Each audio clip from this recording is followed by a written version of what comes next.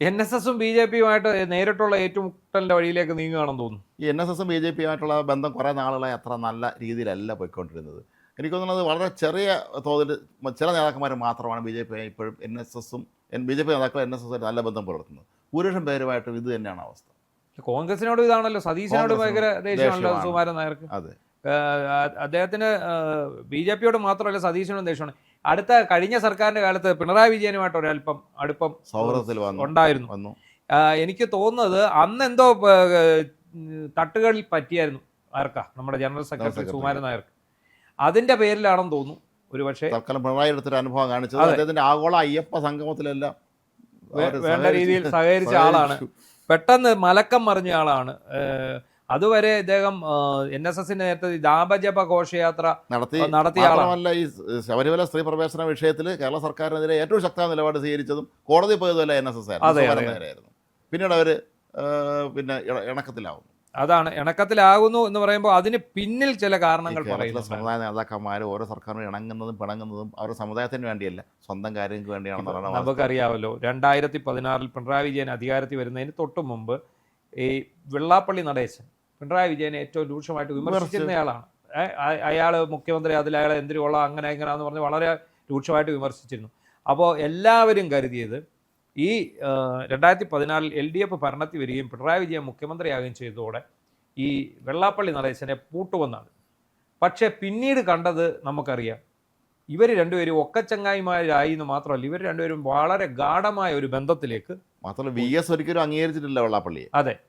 ഇപ്പോൾ ഈ സുകുമാരൻ നായരുടെ കാര്യത്തിൽ തന്നെ അദ്ദേഹവും പിണറായിയുടെ ഒരു സോഫ്റ്റ് കോൺട്രോ സ്വീകരിച്ചിരുന്നുള്ളത് വാസ്തവമാണ്. പക്ഷേ BJP ആയിട്ടുള്ള തർക്കം ഇപ്പം തുടങ്ങിയതല്ല. കുറേ കാലം കൊണ്ട് BJP ആയിട്ടുള്ള പ്രശ്നം NSS നിരന്തരം ഏറ്റുമുട്ടൽ പാതയിലായിരുന്നു. സുരേഷ് ഗോപി എന്നെ നേരത്തെ ഒരിക്കൽ അദ്ദേഹം MP ആയിരുന്നപ്പോഴാണെന്ന് തോന്നുന്നു, മന്ത്രിയാവുന്നതിന് മുമ്പാണ് ഒരിക്കൽ NSSൻ്റെ ആസ്ഥാനത്ത് ചെന്ന് അദ്ദേഹം അവിടെ അദ്ദേഹത്തിന് ഒരു അബദ്ധം പറ്റിയാണെന്ന് പറയുന്നുണ്ട്. അവിടെ പ്രതിനിധി സമ്മേളനം കണ്ട് നടക്കുകയായിരുന്നു. അപ്പോൾ അവിടെ അദ്ദേഹത്തിന് പ്രവേശനം അന്ന് കയറാൻ പറ്റില്ല. അത് അദ്ദേഹം അറിഞ്ഞുകൂടായിരുന്നിരിക്കാം ഒരു പക്ഷേ. അതിൻ്റെ പേരിൽ അന്ന് അദ്ദേഹത്തിന് പ്രവേശനം നിശ്ചയിച്ചു. അത് കുറേ വിവാദങ്ങളൊക്കെ ഉണ്ടാക്കിയിരുന്നു. VM സുധീരൻ KPC പ്രസിഡൻ്റായിരുന്നപ്പോൾ ഓർമ്മയുണ്ടല്ലോ, അദ്ദേഹം അവിടെ മന്നസമാധിയിൽ പുഷ്പാസനത്തിൽ അദ്ദേഹം അങ്ങ് പോയി. ജനറൽ സെക്രട്ടറി കണ്ടില്ല. അന്ന് വലിയ വിവാദമായിരുന്നു. BJPയുടെ കാര്യം പറയുമ്പോൾ ഏറ്റവും ഒടുവിലായി നമ്മുടെ ഉപരാഷ്ട്രപതി CP രാധാകൃഷ്ണൻ അവിടെ സന്ദർശിക്കാൻ വന്നപ്പോൾ ഒരു അനുമതി കൊടുത്തു. അതെ, ഫെബ്രുവരിയിലും കണ്ടു.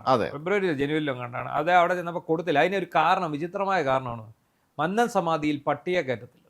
അതായത് ഉപരാഷ്ട്രപതി വരുമ്പോൾ അതിൻ്റേതായിട്ടുള്ള പ്രക്രിയ, വരും, സുരക്ഷാ പരിശോധനകളുണ്ട്. അപ്പോൾ ഡോഗ് സ്ക്വാഡ് വരും, സ്നിഫർ ഡോഗ്സ് വരും. അപ്പോൾ ഈ നായകളെ എല്ലാം അവിടെ കയറ്റി ഇങ്ങനെ മണപ്പിച്ച് കൊണ്ടുപോകും. അപ്പം മന്നൻ സമാധിയിൽ പട്ടിയെ കയറ്റാൻ താല്പര്യമില്ലാത്തതുകൊണ്ടാണ് അദ്ദേഹത്തെ.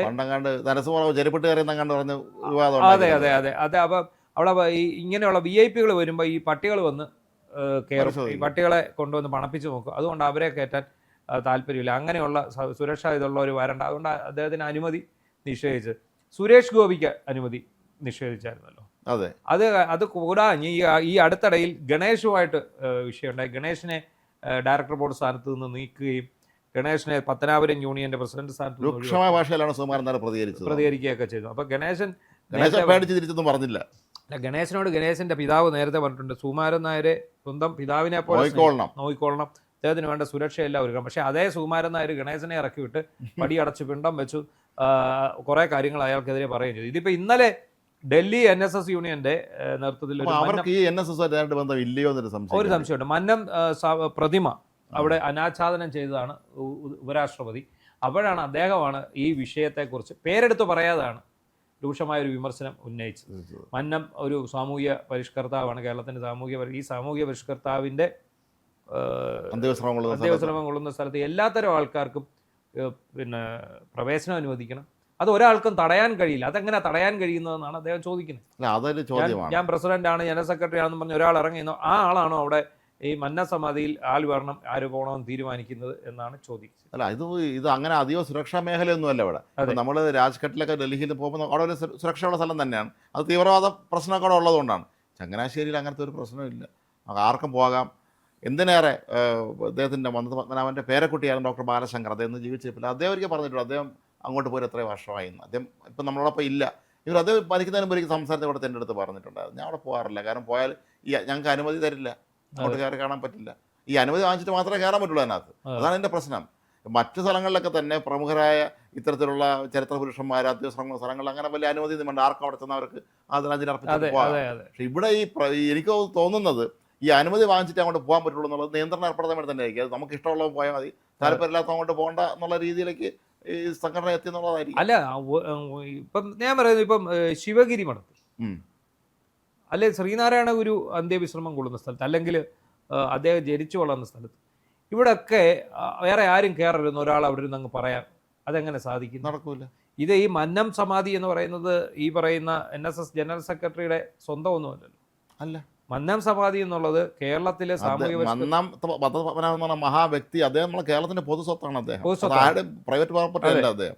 അപ്പോൾ അങ്ങനെയുള്ള ഒരു സാഹചര്യത്തിൽ എങ്ങനെ അദ്ദേഹത്തിന്റെ സമാധിയിൽ ആര് കയറണം ആര് കയറണം, എന്തിനാണ് ഇയാളോട് ഇതിന് പിന്നെ അനുമതി തേടേണ്ട കാര്യം എന്താ? അല്ല, അതാണ് എനിക്ക് മനസ്സിലാവാത്തൊരു കാര്യം. എല്ലാത്തിനും ജനറൽ സെക്രട്ടറിയുടെ അനുവാദം വാങ്ങിച്ചാൽ കയറാൻ. മന്നം സമാധി വന്ന് പുഷ്പാർച്ചന നടത്തി തിരിച്ചു പോകണം. ജനറൽ സെക്രട്ടറിയെ കാണാൻ പോകുന്നെങ്കിൽ അനുമതി മേടിച്ചാൽ പോലെ, അത്രേ ഉള്ളൂ. അയാളെ കാണണ്ടെന്ന് വെച്ചേക്കണം. അതാണ് BMC ചെയ്തത്. അതെ, വന്ന് അവിടെ പുഷ്പാർച്ചന നടത്തി അദ്ദേഹം ഇറങ്ങിപ്പോയി. അതെ, നിങ്ങളെ ഞാൻ കാണില്ല. വേറെ ആരോടത്തിനോട് പറഞ്ഞു, നിങ്ങൾ വേണേ വന്ന് പുഷ്പാർച്ചന നടത്തിക്കോളൂ, ഞാൻ നിങ്ങളെ കാണില്ല. ആർക്ക് കാണണം എന്നങ്ങ് തീരുമാനിച്ചാൽ പോരെ. ഇത് ഈ വെള്ളാപ്പള്ളിയുടെ കാര്യം പറഞ്ഞ പോലെ ഞങ്ങൾ ചെന്ന് വെള്ളാപ്പള്ളിയെ കണ്ടില്ലെങ്കിൽ വെള്ളാപ്പള്ളി നമ്മളെ തോപ്പിക്കും എന്നൊരു ശ്രുതിയാണല്ലോ എല്ലായിടത്തും പറയുന്നത്. അതുപോലെ സുമാരൻ്റെ കാര്യത്തിലും അങ്ങനെ ഭയക്കുന്നുണ്ട് നേതാക്കന്മാരെ, എല്ലാവർക്കും ഭയമാണ്.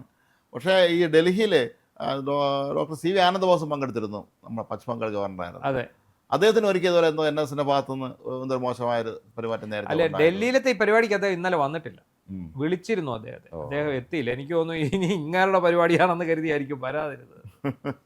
അല്ല, ഇത് ചിലപ്പോൾ NSSന്റെ നേരിട്ട് ബന്ധമുള്ള പ്രസ്ഥാനമല്ല ഇത്, വേറെ സ്വന്തമായിട്ട് അവർ ഡൽഹിയിലൊക്കെ പ്രത്യേക ഒരു NS യൂണിയൻ ഉണ്ടാക്കിയതാണോ സംശയം. ഇതുമായിട്ട് അഫിലിയേറ്റഡ് ആയിരിക്കും. എന്താണെങ്കിലും രാജ്യ തലസ്ഥാനത്ത് ഒരു മന്നം പ്രതിമയാണ് അനാച്ഛാദനം, വലിയ കാര്യം തന്നെയാണ്. അത് ഇത് ചെയ്തു. അന്നേരമാണ് ഇദ്ദേഹം അത് പറഞ്ഞത്. അതുപോലെ തന്നെ സുരേഷ് ഗോപി രൂക്ഷമായ ഭാഷയിൽ തന്നെ വിമർശിച്ചല്ലേ. അതായത് ഈ മന്ന സമാധി സംശുദ്ധീകരിക്കപ്പെടുന്ന ഒരു കാലം വരും, അങ്ങനെ ഒരു കാലം വരും എന്നുള്ളതിനെ കുറിച്ച് കൃത്യമായിട്ട് അദ്ദേഹം പറയുകയുണ്ടായി. കാരണം ഒന്ന് ആലോചിച്ച് നോക്കുക, ഒരു സമാധി സ്ഥലം, കേരളം കണ്ട ഏറ്റവും വലിയ സാമൂഹ്യ പരിഷ്കർത്താക്കൾ ഒരാളായിട്ടുള്ള മന്നത്ത് ആചാര്യൻ, അദ്ദേഹത്തിന്റെ അന്ത്യവിശ്രമം കൊള്ളുന്ന സ്ഥലത്ത് ആരും കയറാൻ പാടില്ല എന്ന് ഒരാൾ തീരുമാനിക്കും. അത് ഇന്ത്യയുടെ ഉപരാഷ്ട്രപതി പോലും, ഇന്ത്യയുടെ രണ്ടാമത്തെ പൗരനാണ്, നരേന്ദ്രമോദിയെ പോലും വേണേ വിലക്കും, ഇദ്ദേഹം വിലക്കും. അതെ, നിങ്ങൾ വരാൻ പാടില്ല എന്ന് വേണേ പറയും. അവിടെ നരേന്ദ്രമോദി വന്നാൽ ഈ സെഫർ ഡോഗിനെ കൊണ്ടുവരുമല്ലോ, എല്ലാം വരും. ഇപ്പം അതിന് NSS നേതൃത്വം പറയുന്ന ഇതുണ്ട്, ശബരിമലയിലും അവിടെ ഇവിടെ എല്ലാ സ്നിഫർ ഡോഗ്സിനെ കൊണ്ട് കയറ്റുക.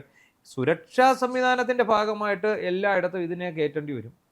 അല്ല, മാത്രമല്ല ഈ നായ എന്ന് പറയുന്ന മോശം ജീവിയാണ്. അതെ, ഏറ്റവും നന്ദിയുള്ള ഏറ്റവും ഇൻ്റലിജൻ്റ് ആയിട്ടുള്ള, നമ്മൾ ഡോഗ് സ്ക്വാഡ് ഈ പറഞ്ഞ പോലെ ബോംബ് കണ്ടുപിടിക്കാനും അതുപോലെ ഇപ്പോൾ നമ്മൾ തന്നെ വയനാട് കണ്ട് മൃഗങ്ങൾ കണ്ടെത്താനൊക്കെ പ്രത്യേക പരിശീലനം കിട്ടിയിട്ട് പട്ടികളുണ്ട്. മനുഷ്യനെ പോലെ തന്നെ പട്ടി അത്ര മോശമായിട്ട് സാധനമല്ല. നായ എന്ന് പറഞ്ഞാൽ നല്ലതാണ്. നമ്മുടെ വീട്ടിൽ നമുക്കൊരു നല്ല 2 നായക്കളുണ്ടെങ്കിൽ നമ്മളൊരു സുരക്ഷിതരാണ്, അവർ നോക്കിക്കൊള്ളു നമ്മളെ കാര്യം. അങ്ങനെ നമ്മൾ നന്ദി കാണിക്കേണ്ടതല്ലേ. അതുപോലെ തന്നെ നമ്മുടെ ഈ ഓരോ കവലകളിൽ ഓരോ സാമൂഹ്യ പരിഷ്കർത്താക്കളുടെ പ്രതിമ വെക്കുന്നില്ലേ, അതിലെന്തും വേണ്ടി കിളികളാ വന്ന് കാഷ്ടിച്ചിട്ട് പോകുന്നേ. അതിനകത്തൊന്നും ഒരു അനാദരവുമില്ലേ, ഒന്നുമില്ല, ഇതിനകത്തൊന്നും ഒരു പ്രശ്നവുമില്ലേ. അപ്പോൾ എന്ന് പറഞ്ഞ പോലെ മന്നം സമാധി എന്ന് പറയുന്നത് ഒരാളെ കുടുംബസ്വത്താക്കി വെച്ചിരിക്കുന്നു എന്നാണ് നേതാക്കൾ വിമർശിച്ചത്. അതെന്തായാലും ഉപരാഷ്ട്രപതി തന്നെ അങ്ങനെ ഒരു ടോപ്പിക് എടുത്തിട്ടത് വളരെ നല്ല കാര്യമാണ്.